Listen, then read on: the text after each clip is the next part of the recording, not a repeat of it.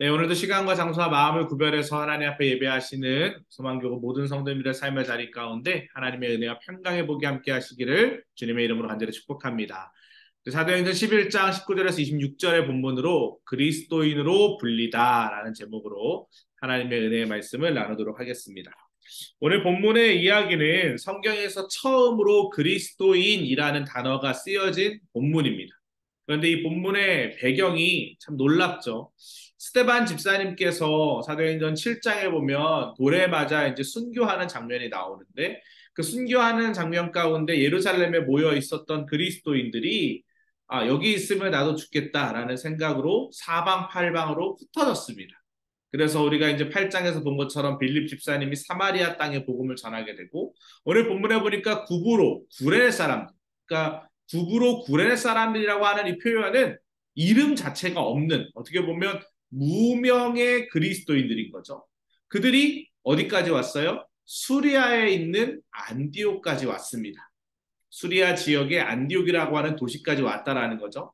거기서 이제 교회를 세우게 되면서 그곳에서 일어나는 일들을 오늘 본문에서 기록을 하고 있습니다.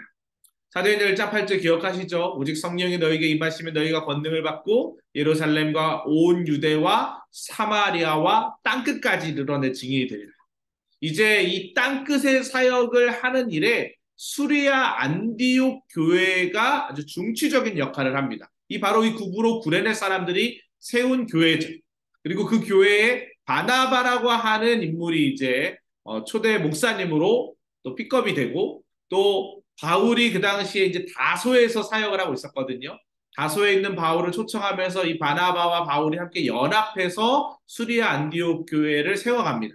그러면서 이제 1차 선교 여행이 시작되는 장면이 13장부터 등장을 하게 되는 거죠. 어쨌든 오늘 이 본문은 이렇게 놀라운 은혜의 현장을 기록을 하고 있습니다. 오늘 본문을 통해서 그리스도라 불리던 사람들은 어떤 사람들이었는지 좀 세 가지 포인트로 우리가 살펴보려고 합니다. 첫 번째, 어떤 상황에서도 복음을 전한 사람들이었다. 두 번째, 성령과 믿음이 충만하고 착한 사람들이었다. 세 번째, 교회에서 그리스도의 도를 배우는 사람들이었다. 그래서 오늘 본문을 통해 우리가 하나하나 좀 말씀을 살펴보길 원합니다. 예수님이 택하신 이 사울, 어떤 상황 가운데서 복음을 전했을까? 그때 스데반의 일로 일어난 환란으로 말미암아 흩어진 자들이 베니게와 구브로와 안디옥까지 이르렀습니다. 그러니까 이제 스데반이 일하는 건 뭐예요? 스데반의 순교 사건을 이야기하는 것입니다. 이 순교 현장 가운데 사람들이 이제 뿔뿔이 흩어졌어요. 베니게와 구브로와 안디옥까지 이르렀다. 그런데 여기서 유대인들에게 말씀을 전하고 있다라고 되어 있습니다. 예루살렘 교회의 지자들이 여러 지역으로 흩어졌다라는 것을 이야기합니다. 어떻게 보면 큰 박해의 상황이었고 위기의 상황이었는데 하나님은 이 위기의 상황을 역전시키셔서 새로운 기회로 만들어 주셨다라는 거예요. 흩어진 제자들 가운데는 멀리 북쪽으로 올라가서 수리아 안디오까지 이른 사람들이 있었는데 아까 말씀드린 것처럼 무명의 사람들이었습니다. 이름조차 없는 사람들이. 저는 그래서 교회에서 우리 성도님들 한 사람 한 사람의 역할이 얼마나 중요한지 모릅니다. 앞서서 사역하시는 분들도 계시지만 뒤에서 묵묵하게 봉사하시는 성도님들의 이 놀라운 헌신을 통하여 하나님의 나라, 또 하나님의 교회는 세워져 가고 확장되어 가고 있다라고 저는 믿습니다. 이들은 대도시인 안디옥에서 유대인뿐만 아니라 헬라인에게도 열심히 복음을 전했습니다. 그 결과 안디옥에 있었던 많은 사람들이 복음을 들었습니다. 그리고 예수 그리스도를 믿는 역사가 일어났어요. 그리스도인들은 위기조차도 복음을 전파하는 기회로 삼는 사람들이라는 것을 기억하시기 바랍니다. 여러분들도 지금 계속 복음을 전하는 사람들이 있을 거예요. 계속 마음의 문을 두드리고 있는데 문이 열리지 않아서 답답함을 느끼고 계신 성도님들이 아마 계실 겁니다. 남편이 될 수도 있고 자녀들일 수도 있고 부모님일 수도 있습니다. 가까운 이웃일 수도 있겠죠. 하지만 그 위기의 상황이 복음을 전할 수 있는 기회의 상황임을 기억하시기 바랍니다. 어느 한순간 생명이 떠나가 버리면 너무나도 슬프고 안타까운 그 마음이 들죠. 그 마음이 들기 전에 호흡하고 있을 때, 살아있을 때 끝까지 복음을 전하시길 주님의 이름으로 간절히 축복합니다. 주님은 그러한 그리스도인을 통해서 길 잃은 한 영혼을 찾고 계십니다. 그리고 반드시 그 영혼이 주님께 돌아오게 될 줄 믿습니다. 어떤 상황 가운데서도 복음 전하는 우리 소망교구의 모든 성도님들 되시기를 주님의 이름으로 간절히 축복합니다. 두 번째로 성령과 믿음이 충만하고 착한 사람들이었다라는 것입니다. 바나바는 착한 사람이고 성령과 믿음이 충만한 사람이다. 이에 큰 무리가 죽게 더하여졌다라고 되어 있죠. 안디옥에서 일어난 하나님의 은혜, 또 복음의 결실에 대한 소식을 예루살렘 교회는 그 당시 이제 모교회라고 생각하시면 될 것 같아요. 이 모교회에서 그 소식을 들었습니다. 그리고 이 안디옥 교회, 우리가 9장에 보고 8장에 보면 빌립 집사님이 이제 사마리아 교회를 지었을 때 그 교회가 부흥한다는 소식을 듣고 베드로가 또 요한이 가가지고 교회를 둘러봤던 것처럼 마찬가지로 이 수리아 안디옥이라는 곳에 교회가 세워졌는데 그 교회가 막 부흥한다는 소식을 들으니까 바나바를 그 안디옥 교회의 목사로 파송을 했다. 이렇게 생각하시면 될 것 같습니다. 바나바의 이름의 뜻이 뭐예요? 위로의 아들이다라는 뜻이에요. 그리스도인 가운데서도 모범이 되었던 지도자였다라는 것이죠. 성품적으로 온화하고 또 성령과 믿음이 아주 충만했던 사람이 바로 바나바입니다. 바울과 함께 1차 선교 여행을 나중에 이제 가게 되는 아주 훌륭한 인물이죠. 우리 교회에서 바나바 사역이라고 하는 사역이 있습니다. 세 가족이 처음에 교회를 등록하게 되면 이 바나바 사역자들이 이 세 가족과 함께 교육을 하게 됩니다. 이 바나바의 의미가 바로 여기 있는 거예요. 위로의 아들, 또 성령과 믿음이 충만한 사람. 그래서 이 바나바 사역자들은 너무 귀한 사역을 하는 거죠. 세 가족들이 처음 교회에 왔을 때 교회에 대한 좋은 이미지를 갖게 하고 또 복음을 온전히 전함으로 말미암아 그 세 가족이 교회에 대해서 잘 정착할 수 있도록 돕는 사역을 하는 사람이 바로 바나바 사역자들입니다. 이 오늘 본문에 나온 바나바의 의미를 그대로 따간 것이죠. 진정한 그리스도인은 복음을 말로만 전하는 사람이 아닙니다. 바나바처럼 삶으로 살아내서 하나님의 살아계심을 보여주는 사람, 그 사람이 바로 진정한 복음을 전하는 사람이다라는 것입니다. 그리스도인은 성령으로 충만할 뿐 아니라 믿음이 선한 행실의 열매로 나타나서 사람들에게 칭찬받는 사람이 되어야 해요. 우리 사랑하는 성도님들이 이 바나바와 같은 삶을 사시기를 주님의 이름으로 아주 축복합니다.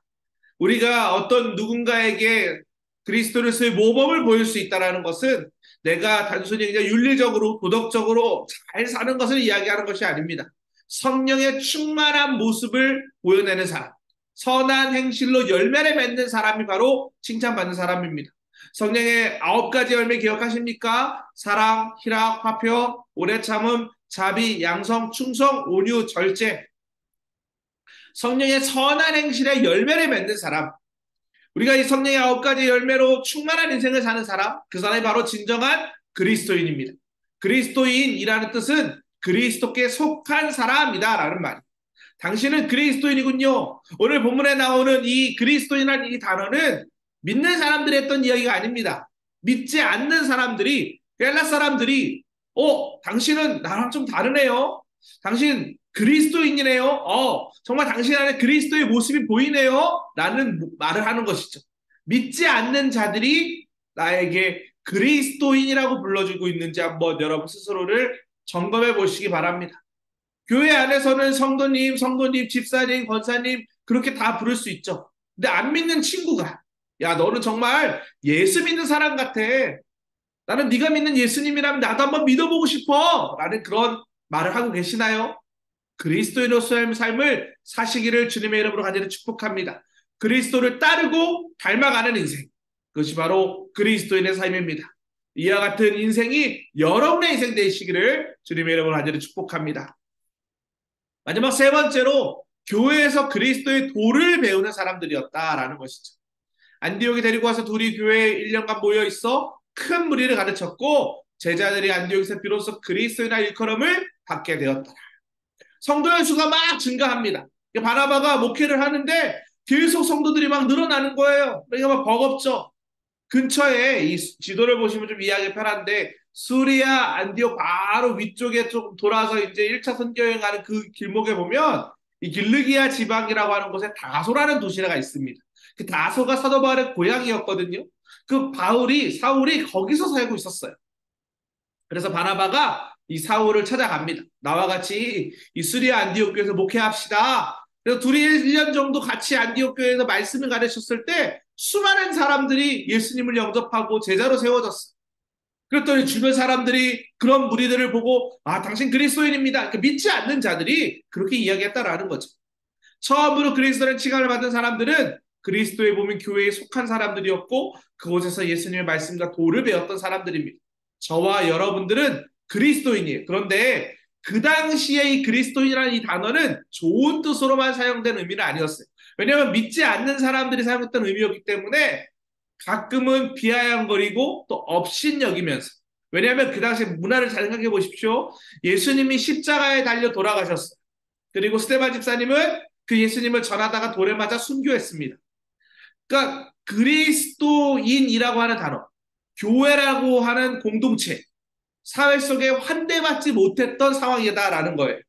그러니까 사람들이 그리스도인이라는 단어, 우리가 지금 그 그리스도의 단어를 쓰면서 얼마나 프라이드가 있고 자부심이 있고 또 그 안에서 은혜가 있습니까? 근데 그 당시에는 조금 업신여기면서 불렀던 호칭이었다라는 것이죠. 그런데 우리가 이제 신앙생활을 거듭하고 2000년의 교회 역사를 지나오면서 그리스도인이라고 하는 단어는 더 이상 업신여길 수 있는 단어가 아니게 되었습니다. 전 세계적으로 수많은 크리스찬들이 있고 또 오늘 저와 여러분들 이 늦은 시간까지 헌신하며 예수님 안에서 어떻게 해서든 살아보려고 몸부림치는 아주 훌륭한 그리스도인들이 이 땅 가운데 많이 있다라는 것이죠. 초대교회의 이 그리스도인이라는 이 단어, 아주 고귀한 이 호칭이 처음과 지금의 많은 의미의 방향과 부여함이 달라졌다라는 것을 우리는 꼭 기억해야 합니다. 하지만 중요한 것은 그리스도인이라는 단어, 그리스도께 속한 사람, 내가 그리스도와 함께 십자가에 못 박혀 죽었나니 그런즉 이제는 내가 산 것이 아니요 내 안에 그리스도 예수께서 사신 것이다. 내 안에 그리스도 예수께서 사셨다라는 믿음을 고백할 수 있는 그런 인생 되시기를 주님의 이름으로 간절히 축복합니다. 우리가 시대가 변함에 있어서 많은 것들이 바뀝니다. 많은 것들이 변합니다. 하지만 변하지 않는 진리가 있습니다. 예수 그리스도가 유일한 길이라는 거예요. 진리라는 거예요. 그분만이 우리를 천국으로 인도할 수 있는 유일한 길이라는 것을 꼭 마음 가운데 새기시고 그리스도께 속한 사람으로 오늘 하루도 결심하시고 확신하시는 인생 되시기를 주님의 이름으로 간절히 축복합니다. 오늘 우리 함께 기도했으면 좋겠습니다. 하나님, 그리스도로 살아가게 하여 주시옵소서. 한란에도 복음 전하게 하여 주시고 성령과 믿음이 충만하여 선한 행실을 열매 맺게 해달라고 기도하시면 좋을 것 같아요. 또 교회를 위해서, 속회를 위해서, 담임 목사님을 위해서 계속 기도해 주시기 바랍니다. 주여 믿습니다 하시고 함께 기도하겠습니다. 주여 믿습니다. 사랑과 은혜가 풍성하신 하나님 아버지 감사합니다. 그리스도인으로 불릴 수 있어서 얼마나 감사한지 모릅니다. 하나님의 은혜에 머물게 하시니 감사합니다. 하나님 믿는 자로서 어떤 상황 가운데서도 예수 그리스도의 복음 전하는 믿음의 삶을 살아갈 수 있도록 인도하여 주시옵소서.